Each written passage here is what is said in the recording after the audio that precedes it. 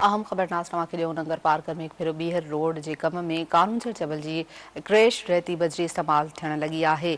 अॻूणे डीसी थरपारकर के हुकुम ते ठेकेदार माफ़िया हवा में उड़ाए छॾिया। अहम ख़बर नाज़रीन सां शेयर कयूं पिया। अॻूणे डीसी थरपारकर के हुकुमन के ठेकेदार माफ़िया हवा में उड़ाए छॾियो है। नंगर पार्कर में फिर बीहर रोड के कम में कानूनजर जबल की क्रैश रेती बजरी इस्तेमाल थियण लगी है। इन हवाले से ॿुधायूं पिया त अॻूणे डीसी थरपारकर के हुकुम के ठेकेदार माफ़िया हवा में उड़ाए छॾियो। अहम ख़बर है नंगर पार्कर मां अवां सां शेयर कयूं पिया, जिते हिकु भेरो ॿीहर रोड के कम में कानूनजर जबल की क्रैश रेती बजरी इस्तेमाल थियण लगी है। वधीक अवां खे ॿुधायूं पिया त अॻूणे डीसी थरपारकर के हुकुम के ठेकेदार माफ़िया हिकु भेरो ॿीहर हवा में उड़ाए छॾियो है।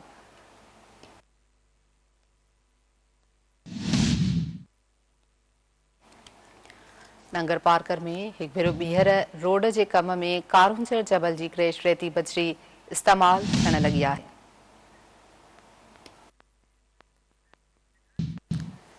इन हवाले से अवां खे ॿुधाए रहिया आहियूं त अॻूणे डीसी थरपारकर के हुकुम के ठेकेदार माफ़िया हवा में उड़ाए छॾियो है।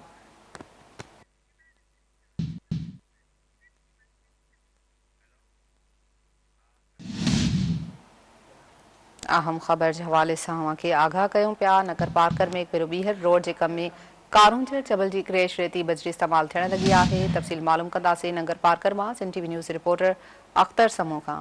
अख्तर समो, अॻूणे डीसी थरपारकर के हुकुम के एक भेरो ॿीहर ठेकेदार माफ़िया हवा में उड़ाए छॾियो है। कहिड़ा तफ़सील आहिनि?